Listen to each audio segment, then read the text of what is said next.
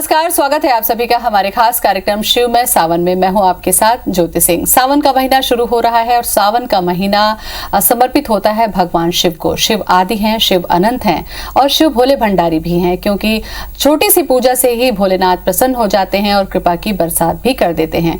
और सावन का ये महीना है, बारिश का महीना है, और ऐसे में शिव की कृपा किस तरीके से प्राप्त करें, इस पर चर्चा हम करेंगे हमारे इस खास कार्यक्रम में। तो शुरू करते हैं अपना खास कार्यक्रम।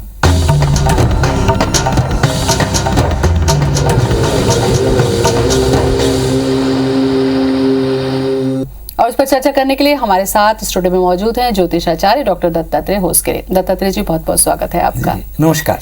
दत्तात्रेय जी, जितने समय से पिछले 1-1.5 साल से कोरोना काल से लोग पीड़ित हैं, ऐसे में ईश्वर का ही एकमात्र सहारा होता है जब उनकी वो आराधना करते हैं। ये जो पूरा महीना सावन का आ रहा है, शिव को समर्पित है, तो क्या कुछ खास समय लेकर आ रहा है ये सावन, या कुछ खास महत्व है इसका? यहाँ से शुरू करते हैं। जी। असल में श्रावण मास का महत्व इसीलिए है क्योंकि जल में मास होता है ये। श्रवण नक्षत्र की प्रधानता होने के कारण इसको श्रावण मास कहते हैं।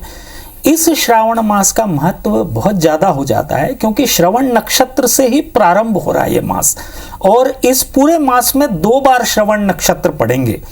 और दूसरी महत्वपूर्ण बात यह है कि जिस दिन से, रविवार से यह प्रारंभ हो रहा है, महत्वपूर्ण बात यह है कि उस दिन आयुष्मान योग है। आयुष्मान से हम समझ सकते हैं कि दीर्घायु प्राप्त करने का योग।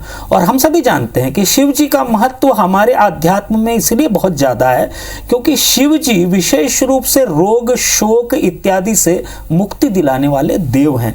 आयुष्मान योग से प्रारंभ हो रहा श्रावण मास सभी भक्तों के लिए निश्चित रूप से एक संदेश लेके आ रहा है कि इस श्रावण मास में शिव जी की आराधना करने से रोगों से मुक्ति मिलेगी, समस्त कामनाओं की पूर्ति होगी, इत्यादि इत्यादि। इन सभी बातों का ध्यान रखते हुए यदि श्रावण मास में शिव जी की आराधना करेंगे तो निश्चित रूप से किसी भी घातक रोग से, किसी भी घातक व्याधि से आपको मुक्ति मिलेगी। बिल्कुल पंडित जी, ये जो समय चल रहा है ये एक घातक रोग की महामारी से ही पूरे देश और दुनिया जूझ रही है। ऐसे में ये जो सावन महीना है, श्रवण नक्षत्र से जो शुरुआत हो रही है, इसे पूजा पाठ किस तरीके से खास विधि से करें, क्या कुछ अर्पित करें शिव को ताकि रोग, शोक, व्याधि जो है वो दूर हो? जी, श्रावण मास में विशेष रूप से महत्व होता है सोमवारों का। वैसे तो मंगलवारों का भी बहुत ज़्यादा महत्व है, शुक्रवार का भी बहुत ज़्यादा महत्व है, क्योंकि शास्त्रों में बताया गया है शिव जी के बारे में कि आत्मा त्वम गिरिजामति सहचराहा प्राणाहा शरीरम ग्रहम। जितना शिव जी का महत्व है उतना गिरिजा जी का महत्व है, यानी कि गौरी जी का महत्व है।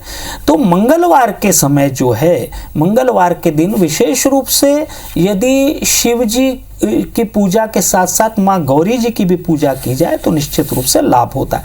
जहाँ तक शिव जी के पूजन का महत्व है, शिव जी अभिषेक प्रिय हैं।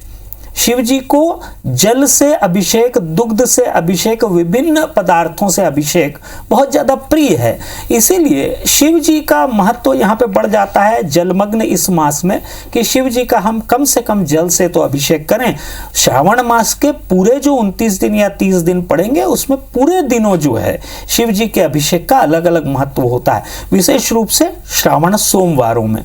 तो शिव जी के अभिषेक के लिए विशेष रूप से अलग अलग राशियों के अनुसार मैं आगे आपको बताऊंगा कि कैसे अभिषेक किया जाता है, लेकिन विशेष रूप से मेरा निवेदन सभी भक्तों से यह रहेगा कि शिव जी को प्रसन्न करने के लिए प्रत्येक सोमवार को प्रातः काल उठकर शिव जी का ध्यान करें।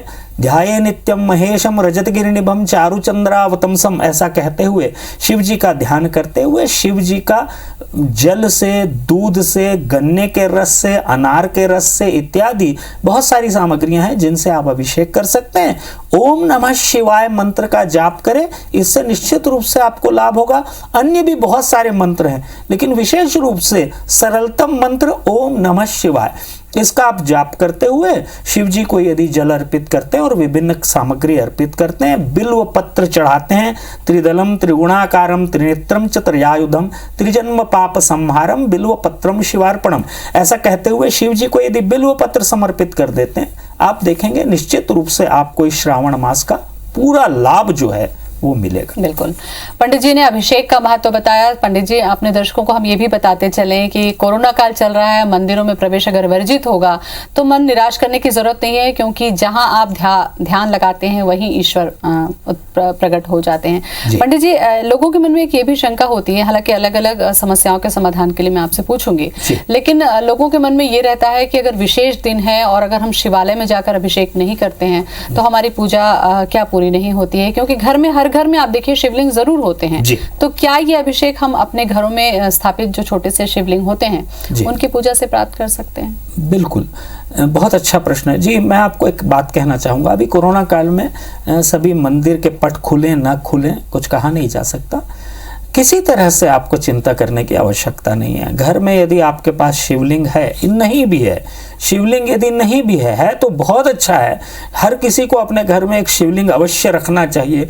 शिवलिंग से धन समृद्धि भी प्राप्त होती है, स्वास्थ्य भी प्राप्त होता है। घर में छोटे से छोटे, मैं कहूँगा कि जितने ज़्यादा छोटे शिवलिंग होंगे उतना ज़्यादा आपको लाभ होगा। शास्त्रों में बताया गया कि अंगुष्ठ के ऊपरी भाग, ऊपरी पोर जितना बड़ा यदि शिवलिंग हो तो बहुत ज़्यादा उसका लाभ मिलता है। तो छोटे से छोटा शिवलिंग, ज़्यादा से ज़्यादा लाभ। एक छोटा सा शिवलिंग रख लीजिए। शिवलिंग पे प्रतिदिन आप चम्मच से, आपके पास यदि कुछ जल चढ़ाने की कोई यंत्र है तो उसके द्वारा, या फिर खाली चम्मच से ओम नमः शिवाय बोलते हुए यदि आप जल चढ़ा देते हैं तो पूरी की पूरी पूजा आपकी हो जाती है। घर में ही यदि आप पूजा करना चाहें तो इसमें किसी तरह का कोई विघ्न नहीं है, वही लाभ आपको मिलेगा जो आपको मंदिर में मिलता है। तो मैंने आपको बताया कि शिव जी को जल, दूध, विभिन्न सामग्रियों को अर्पित करते हुए, बिल्व पत्र, पुष्प इत्यादि अर्पित करते हुए कपूर की आरती करें शिव जी को। शिव जी को बहुत प्रिय है इसलिए कर्पूर गौरम करुणावतारम कहा गया है। तो शिव जी को कपूर युक्त जल, कपूर की आरती इत्यादि बहुत प्रिय है, तो शिव जी को कपूर की आरती करें। धूप भी बहुत प्रिय है। ये धूप जो वनस्पति रसोद्भूतो गंधाढ्यो गंध उत्तमः कहा गया है। तो शिव जी को यदि आप धूप अर्पित करेंगे तो निश्चित रूप से इसका भी आपको लाभ मिलेगा। तो घर में शिव जी की पूजा करें, निश्चित रूप से पूर्ण लाभ जो है आपको प्राप्त हो। बिल्कुल।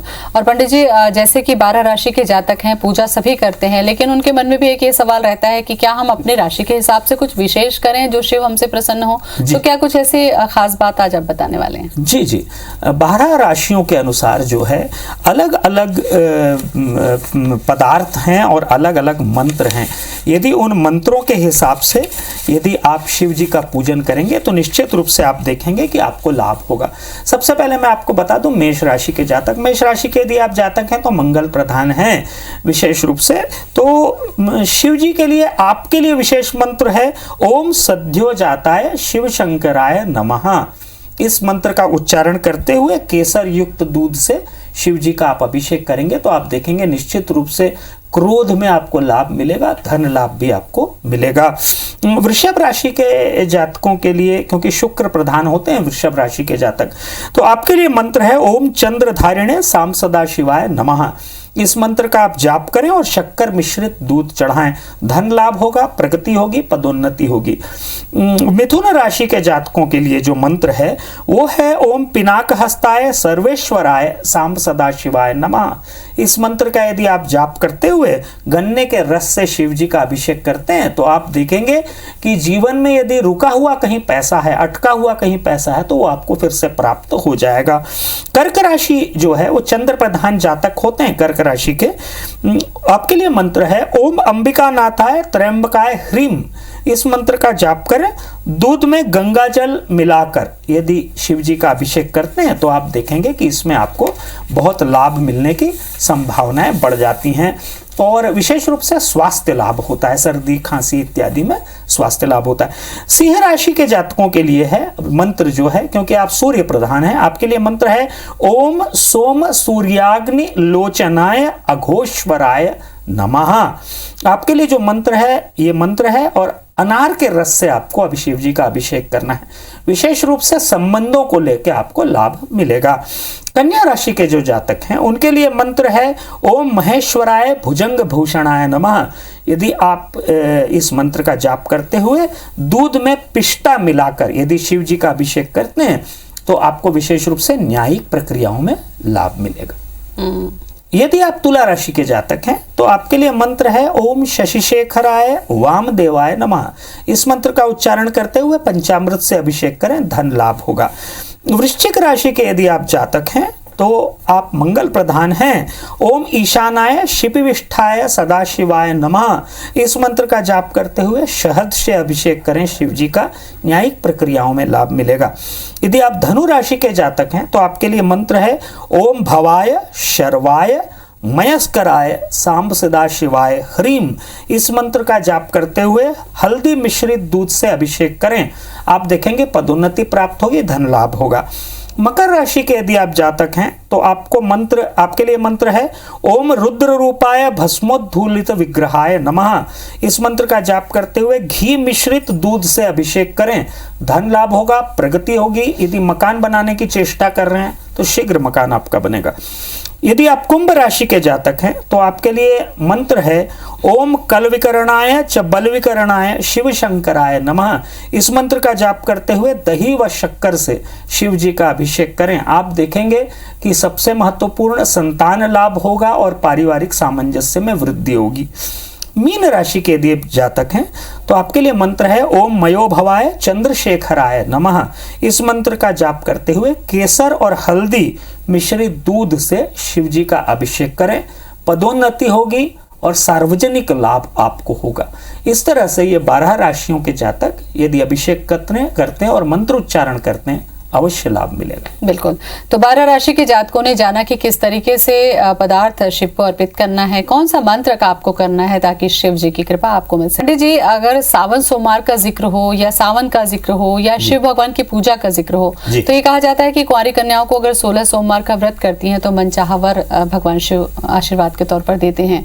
तो जिनका विवाह या तो हो नहीं पा रहा है या बहुत ज्यादा देर हो चुकी है, क्या कुछ उपाय इस सावन के महीने में किए जा सकते हैं? जी, विशेष रूप से शास्त्रों में यह वर्णित है कि शिव जी की आराधना करने से जीवन में शीघ्र विवाह होता है, मांगलिक कार्य संपन्न होते हैं। तो विशेष रूप से चाहे वो युवक हो या युवती हो, यदि विवाह में विलंब हो रहा है, विवाह में देरी हो रही है, तो श्रावण मास सबसे उपयुक्त समय है।